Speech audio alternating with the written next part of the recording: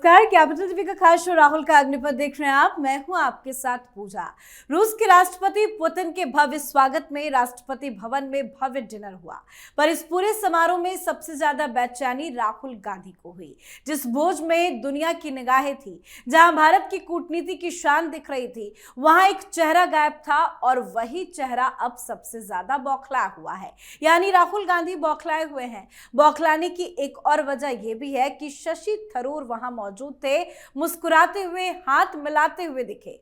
तो इसी बीच आज राहुल गांधी ने डॉक्टर बी.आर. अंबेडकर की पुण्यतिथि पर उन्हें श्रद्धांजलि दी। राहुल गांधी ने मीडिया से कहा कि बाबा साहेब ने देश को संविधान दिया और हम संविधान की रक्षा करते हैं। साथ ही बाबरी मस्जिद के लिए सरकारी फंड के इस्तेमाल पर कांग्रेस बुरी तरह से फंसी हुई है। राजनाथ सिंह ने जब नेहरू की पोल पट्टी खोली तो कांग्रेस को मिर्ची लग गई। साथ ही साथ सावरकर मानहानि केस में अब राहुल गांधी के खिलाफ सबूत पेश करने की तैयारी है। और तो और दिल्ली पुलिस ने नेशनल हेराल्ड केस की जांच के तहत कर्नाटक के deputy chief minister DK. Shivakumar को नोटिस भी जारी किया है।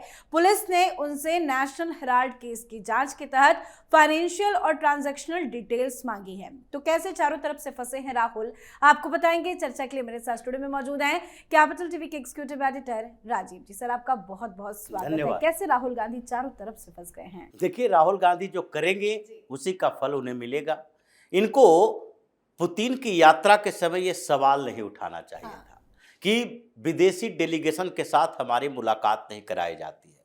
इसके बाद हुआ यही कि गवर्नमेंट की तरफ से अलग बातें कही गई, जो गवर्नमेंट का ऑफिशियल बयान होता है, तरीके होते हैं कि नहीं भाई, विदेशी डेलीगेशन कोई भी आता है उसकी इच्छा होती है जिससे वो सरकार के बाहर मुलाकात करने की बात करेंगे, हम उनसे मुलाकात करने का आदेश देंगे, हम एक्सेप्ट करेंगे। उनके लिए व्यवस्था करना हमारा काम है, अगर व्यवस्था करने की बात कही जाती है तो। नहीं तो दूसरे तरफ अगर उनकी इच्छा ही नहीं होगी तो हम जबरदस्ती तो ये नहीं कह सकते कि नहीं नहीं, हमारे लीडर ऑफ अपोजिशन से भी आप मुलाकात कीजिए, विपक्ष के कुछ नेताओं के साथ मुलाकात कीजिए। क्योंकि अगर कोई विदेश से राष्ट्रपति या प्रधानमंत्री आते हैं तो उनका एक उद्देश्य होता है कि भारत जाएंगे तो कुछ व्यापारिक समझौते होंगे, कुछ डिफेंस के डील होंगे। तो उससे व्यापारिक समझौते के लिए उनका जो डेलीगेशन होता है कॉमर्स मिनिस्टर से मिलता है, फिर उसके बाद फॉरेन मिनिस्टर से मिलता है, फिर उसके बाद डिफेंस मिनिस्टर से मुलाकात होती है और प्रधानमंत्री और राष्ट्रपति के स्तर की मुलाकात होती है। उसके बाद अगर उनको ज़रूरत है कि नहीं भाई, हम देश के हालात को समझने के लिए कि हम यहाँ इन्वेस्टमेंट करना चाहते हैं, तो कोई अराजकता वाली स्थिति तो नहीं है, तो पाकिस्तान में हो सकता है, तो वहाँ पर लीडर ऑफ अपोजिशन से मिले या विपक्ष की पार्टियों से मिले कि क्या हम यहाँ डील जो कर रहे हैं वो आपको भी मंजूर है। अगर उस देश की स्थिति ऐसी है तो बता सकता है। ये ऑफिशियल बयान था। लेकिन दूसरी तरफ से भारतीय जनता पार्टी वर्सेस कांग्रेस हो गई, तो उन्होंने कहा कि कौन सा एलओपी, कौन सी मर्यादा, कौन सी परंपरा, तुमने कौन सी परंपरा निभाई?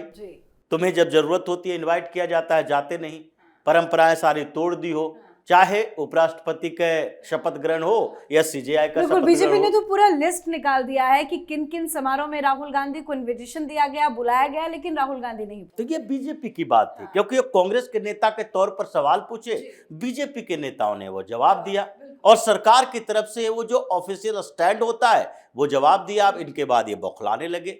शशि थरूर को इन्विटेशन क्यों मिला है? शशि थरूर को इन्विटेशन इसलिए मिला क्योंकि ये जो पार्लियामेंट की फॉरेन अफेयर्स की जो कमेटी होती है, पार्लियामेंट्री कमेटी, उनके अध्यक्ष है। और ये पार्लियामेंट्री कमेटी के अध्यक्ष के लिए राहुल गांधी ने बड़ा जोर लगाया था कि हमको 2-3 कमेटी का अध्यक्ष तो बनाओ, एक डिफेंस कमेटी में जिसमें ये जाते नहीं हैं आजकल, और दूसरा फॉरेन अफेयर्स की कमेटी जो पार्लियामेंट की है उसका हम अध्यक्ष बनना चाहते हैं। सरकार ने कहा आप नहीं, कोई और, क्योंकि हम चुनेंगे।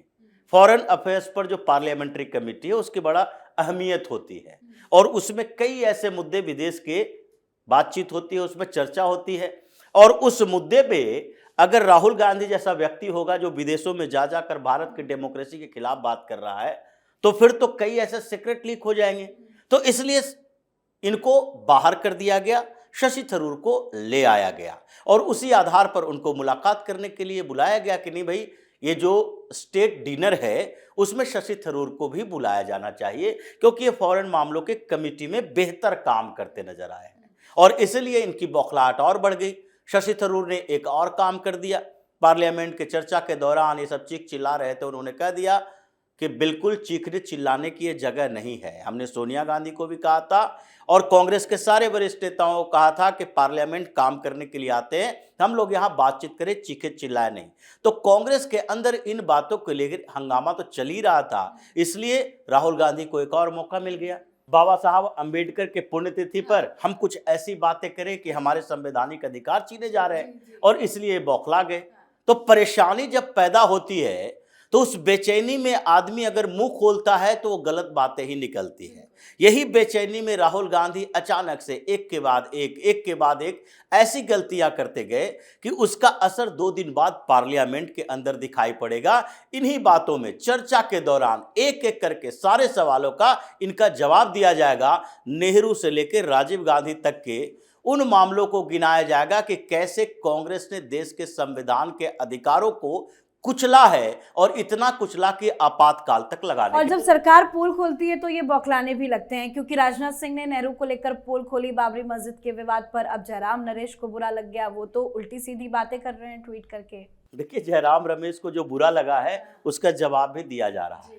ये बाबरी मस्जिद का प्रकरण फिर से आ गया, फिर से बाबरी होने लगा मुर्शिदाबाद के अंदर। और ये जब विवाद पैदा हुआ तो उसी की चर्चा राजनाथ सिंह ने भी वही बातें कही थी कि भाई सरदार पटेल और नेहरू ये दोनों थे उस समय गृह मंत्री और प्रधानमंत्री। अगर आप सरदार पटेल के विचार की बात करें, उनकी भी पुण्यतिथि चल रही है, उनका भी उनके लिए सम्मान जितना भारतीय जनता पार्टी ने दिखाया, कांग्रेस ने तो आज तक नहीं दिखाया। उनके लिए भारत रत्न नहीं थी इनके पास, और इनके पूरे परिवार के लिए थी, जिंदा रहते हुए भी राजीव गांधी इंदिरा गांधी के लिए थी। तो ये समस्याएं इनके अंदर थी। राजनाथ सिंह ने कहा कि उस समय के लेटर देख लो, ये सारे डॉक्यूमेंट्स हैं।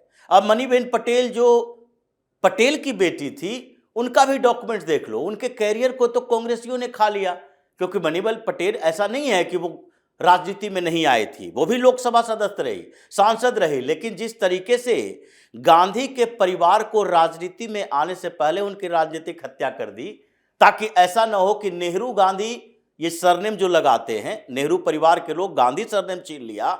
अगर गांधी के परिवार वाले राजनीति में रहेंगे तो हमें दरकिनार कर दिया जाएगा, इसलिए उन्हें हटाया।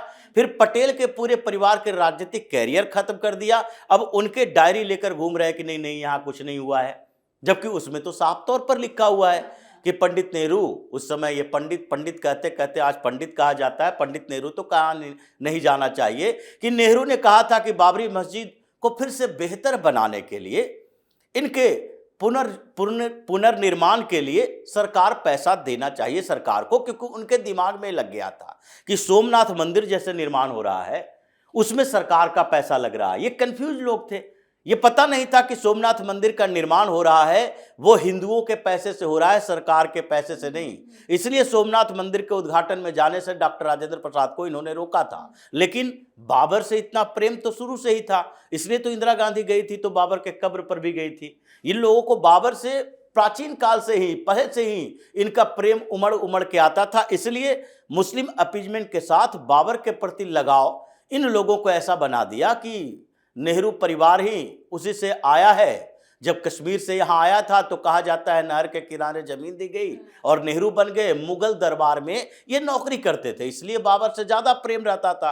तो इसलिए उस मुद्दे पर भी अभी पार्लियामेंट के अंदर ही हंगामा होगा, 0 आवर में क्वेश्चन उठाने की बात चल रही है। बिल्कुल सर आगे बढ़ते हैं, क्योंकि कानूनी पचड़ों में तो राहुल गांधी हमेशा फंसे रहते हैं। अब वीर सावरकर का जो मानहानि का मसला इतने दिनों से चल रहा है, उसमें वीडियो लिंक्स या जो भी दस्तावेज है राहुल गांधी के खिलाफ जो भी सबूत है उसे पेश करने की बात चल रही है। साथ ही एक चीज और समझेंगे कि नेशनल हेराल्ड केस में डीके शिव कुमार को नोटिस, फाइनेंशियल डिटेल्स मांगी गई है, कैसे फंस रहे हैं? देखिए, दोनों मामले राहुल गांधी और सोनिया गांधी दोनों के लिए परेशानी बनी हुई है। राहुल गांधी जो सबूत मिटा रहे थे, पुणे की अदालत में जब सीडी पेश की गई थी तो वो सीडी, ये सात्यकी सावरकर ने जो सीडी बनवाई थी वो सीडी थी ही नहीं, वो ब्लैंक सीडी थी। जज ने कहा इस सीडी में तो कुछ है ही नहीं। तो उसके बाद सात्यकी सावरकर के वकील ने कहा कि जो वीडियो लिंक है, जो वीडियो है ओरिजिनल, जो राहुल गांधी ने लंदन में अपना स्पीच दिया था वो कांग्रेस के यूट्यूब पर है, उस वीडियो को प्ले कर लीजिए।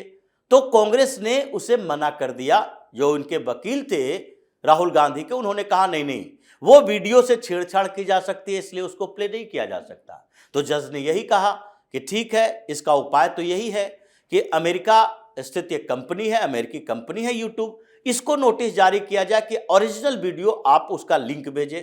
ये ओरिजिनल है या नहीं ये तो आपके डाउट में है, तो इसलिए ओरिजिनल वीडियो का लिंक भेजा जाए। और दूसरी तरफ जो उस समय अखबारों में छपे थे, सारे मीडिया हाउसेस में अखबारों की कटिंग दी जाए। मतलब अब वो ऐसे समय पर चला गया है कि सबूत पेश होगा, राहुल गांधी को सजा होगी। और वही नेशनल हेराल्ड केस में है, डीके शिव कुमार और डीके सुरेश, ये दोनों भाई जिन्होंने यंग इंडियन, जो इनकी कंपनी है यंग इंडियन प्राइवेट लिमिटेड, जिसने पूरा का पूरा नेशनल हेराल्ड की प्रॉपर्टी हड़पी, जिसमें 76% इनका शेयर है, उसका जो 50 लाख रुपए का ट्रांजैक्शन हुआ कि 50 लाख रुपए ने लोन चुकाया और फिर 5 करोड़ का लोन माफ करवा दिया और 5,000 करोड़ की प्रॉपर्टी हड़प ली। तो उस 50 लाख रुपए में से 20 लाख का डोनर डीके शिव कुमार और 20 लाख का डोनर डीके सुरेश है, दोनों भाई जो दोनों पहले सांसद हुआ करते थे। और इन दोनों के पैसे का ट्रांजैक्शन है, जिसके लिए ईडी ने पहले छापेमारी की थी। दिल्ली के 3 बंगलों में छापेमारी हुई थी, 5 करोड़ रुपया कैश मिला था। तो उसी में आगे इन्वेस्टिगेशन हो रहा है और डीके शिव कुमार, डीके सुरेश दोनों को गवाह बनाने की बात हो रही है कि आप गवाह बनो, ट्रांजैक्शन का डिटेल दो और बताओ कि किस आधार पर इस यंग इंडियन को, जिसका 76% एक परिवार विशेष के लोगों का है, सोनिया गांधी, राहुल गांधी का, उसे आपने किस आधार पर 40 लाख रुपया दिया?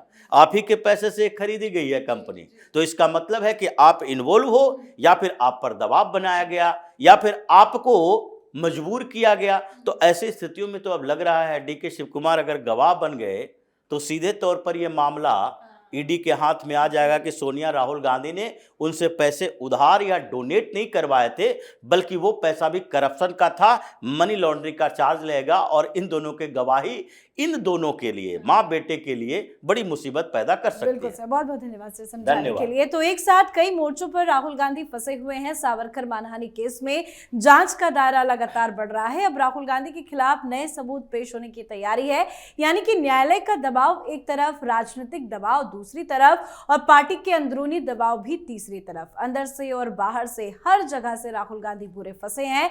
देश की राजनीति में वैसे आज सबसे ज्यादा दबाव, सबसे ज्यादा बेचैनी और सबसे ज्यादा बौखलाहट अगर किसी के चेहरे पर है, वो साफ साफ दिख रही है और वो है चेहरा राहुल गांधी का ही। तो आप भी अपनी राय कमेंट करके लिखिएगा। देखते रहिए कैपिटल टीवी। नमस्कार।